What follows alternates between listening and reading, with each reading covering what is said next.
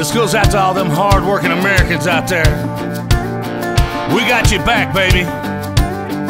Let's kick this thing, boys!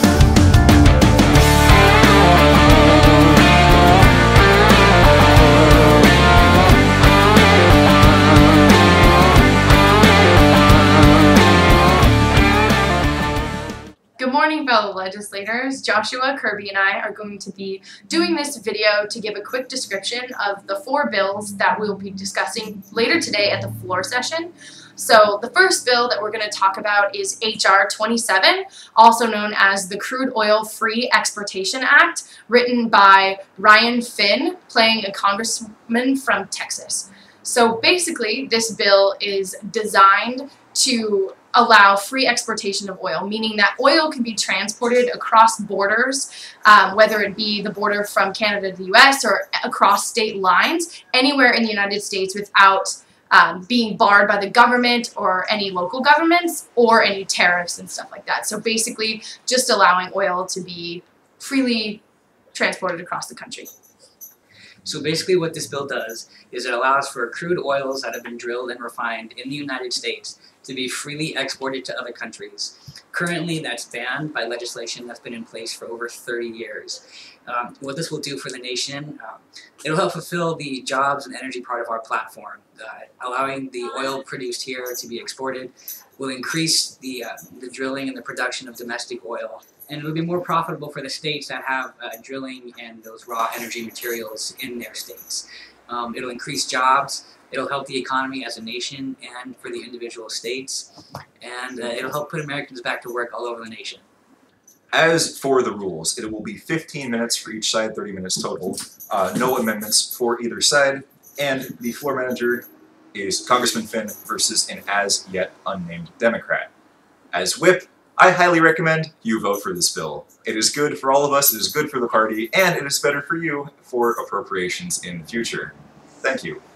The next bill that is going to be up for debate on the floor session today is H.R. 58, also known as the Parental Notification and Protection Act of 2015, written by legislator Carlisle, who wrote this bill basically mandating that any hospitals, doctors, or healthcare providers use a 120-hour waiting period dealing with abortion cases. So if an unemancipated minor comes in to get an abortion, the doctor or healthcare provider has to submit some type of notification to their parents or legal guardian in a 120-hour waiting period, in which the parents are able to file an injunction against the abortion and actually stop it from happening. There are a couple of exceptions in the bill, including a medical emergency for the minor who is seeking the abortion. So if there is a medical emergency, the doctor is allowed to perform the abortion.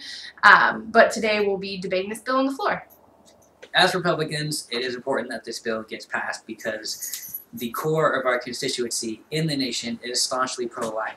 And even if this bill isn't perfect, it's a great starting point to reaffirm our party platform as pro-life and protecting of life from conception until natural death. So I strongly recommend that you favor this bill. The rules for this bill are as follows. There is 20 minutes for each side, 40 minutes total. The floor manager for our side is Carlisle, the author of the bill. The floor manager for the Democrats is Liam Stanton, who is the minority leader. So this bill is likely to be hotly contested by both sides. It has an allocated amount of time that is appropriate for people who want to speak on both sides of the issue, and we hope that you take the party's views into account when you make your final decision. Thank you. Alright, dudes. The next bill that we're going to be debating on the floor session later today is H.R. 7, written by Alec Parent, playing a congressman from Wisconsin. This bill is called the Stop the IRS from Targeting Political Beliefs Act of 2015. Basically, this bill is designed to stop the IRS from using political beliefs when determining whether or not a nonprofit can file for 501c4 status. Basically, 501c4 status is a status given to nonprofits who have some political activity. So they either do some type of lobbying or they petition their legislators on a direct basis. So basically, this would be good for either side to vote on. Yeah. So this bill is pretty straightforward. It prevents discrimination against conservative and liberal values, and it'll help reaffirm the GOP's opposition to overreaching government institutions such as the IRS, which have suffered some scandals recently, and so it'll let our constituents know that we're reforming government institutions that overstep their bounds, and it would be good for the party to stand behind this and vote for it. There will be 15 minutes for each side during the floor debate. The floor managers will be Alec Parent for our side, the good guys, yeah, go us. And on the Democrat side, they have their minority whip, Allison. This will likely be talked about quite a bit and cover the duration of the time allotted to speak, but this should not be very contentious on our side. It is in everyone's best interest to get this across. Thank you.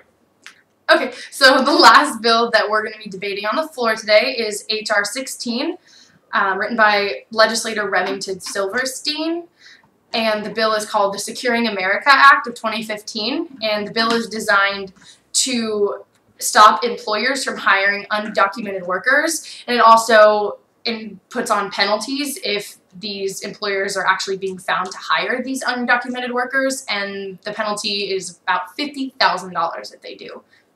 This bill is important for the GOP because it helps to reestablish our belief that documented Americans, should have first access to jobs in this country, and it'll help grow the economy because they'll have more money to spend. So as a party, and to stay faithful to our platform, we should stay in line and vote for this bill.